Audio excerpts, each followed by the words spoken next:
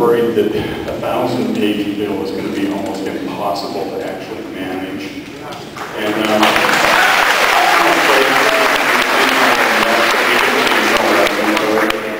you know, nobody actually knows what it says.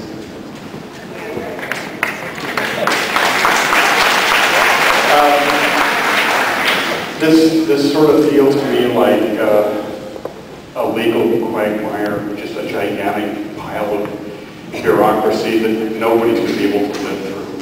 That's what I'm worried about. You're all going to die. You're all going to die. Be afraid. Be very afraid. You know, 1,000 pages, please.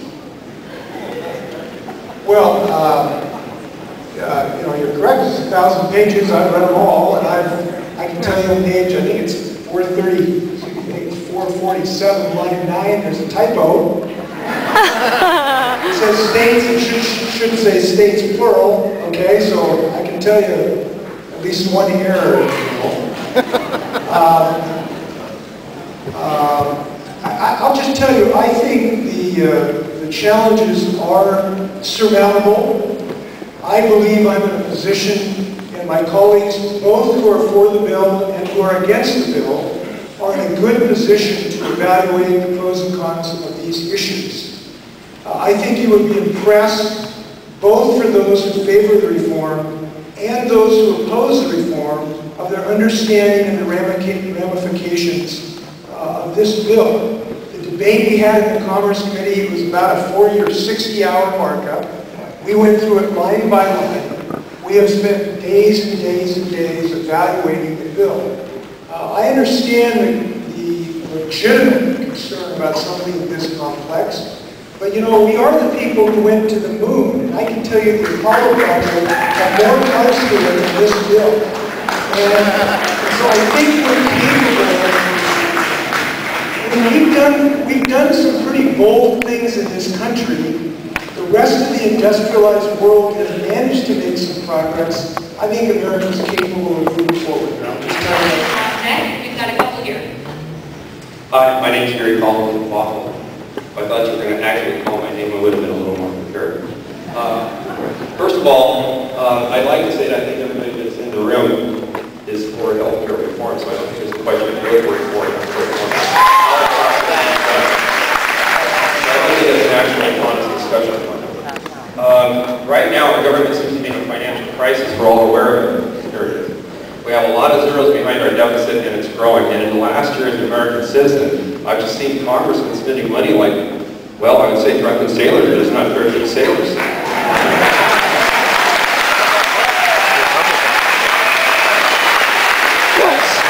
That's not part of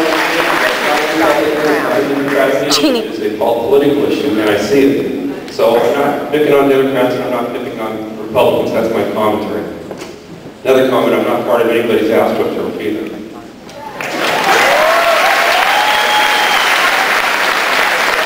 So having said that, there's the actual question.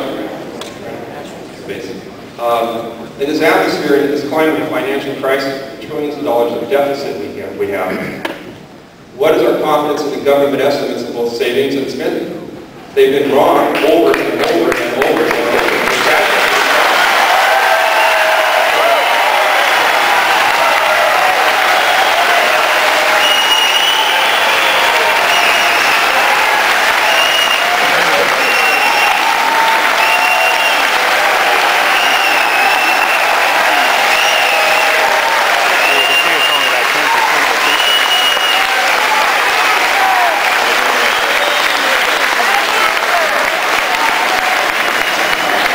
You know, you are totally accurate.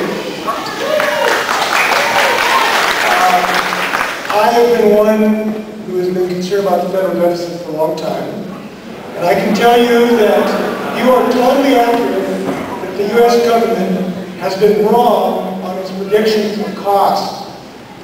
When Paul Wolfowitz and George Bush told us that the Iraq war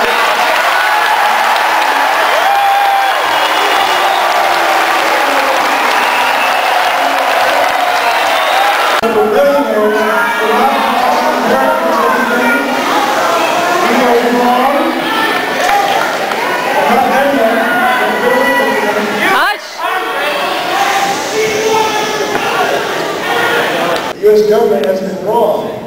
And in the last 8 years that I served under President George Bush, a lot of mistakes were made. And I want to say that my party, let me finish here a second. I want to say that my party is not without guilt when it comes to the federal deficit as well.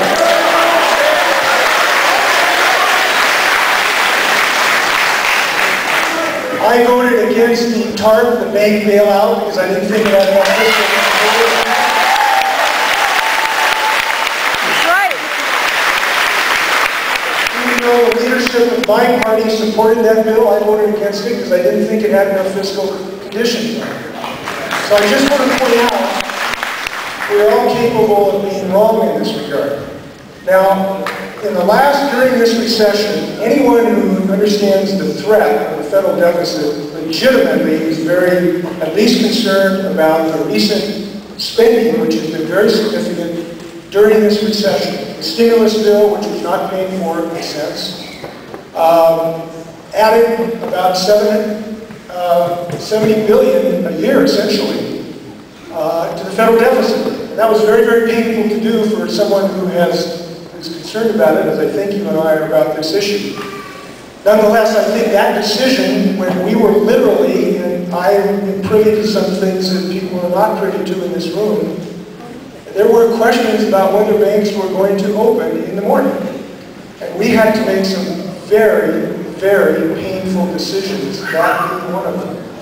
I think that the stimulus bill, the jury is still out on it. But I think we have dodged the next Great Depression at the moment. So the challenge now is this: how do we go forward to get a handle on the federal deficit? I would commend to you, there's an article today that shows the source of the federal deficits on page of the weekender edition of the New York Times, and this is fact, it's not opinion, so don't get mad at the New York Times.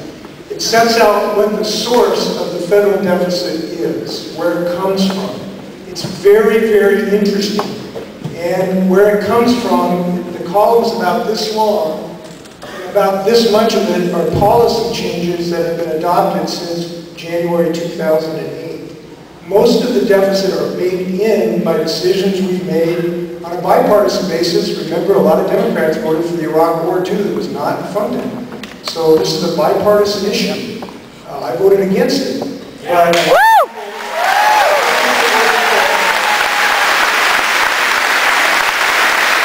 But my point is that the policy decisions are a relatively small part of the challenge that we face.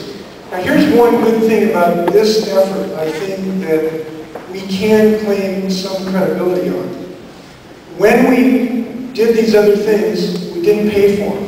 Didn't pay for the stimulus, didn't pay for the Iraq War, didn't pay for the Medicare Part D drug bill when we originally initiated. Didn't pay for those things. We are now going to pay for this in ways. Remember I put that graph up there? It's some challenges on waste, fraud, abuse, and Medicare and some income tax. So in this tranche of new spending, and it is some new spending on subsidy for low-income, we are going to pay for it by a combination of some new taxes on very, very high income people of over $350,000 and some new taxes. So I guess my view is, you are totally right. We're in deep, deep trouble. My view is that because the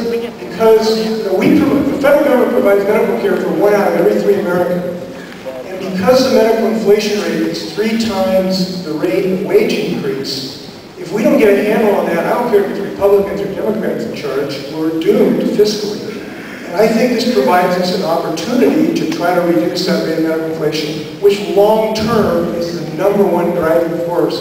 We're going to end the Iraq War. I'm hopeful sooner rather than later. We're going to reduce those costs.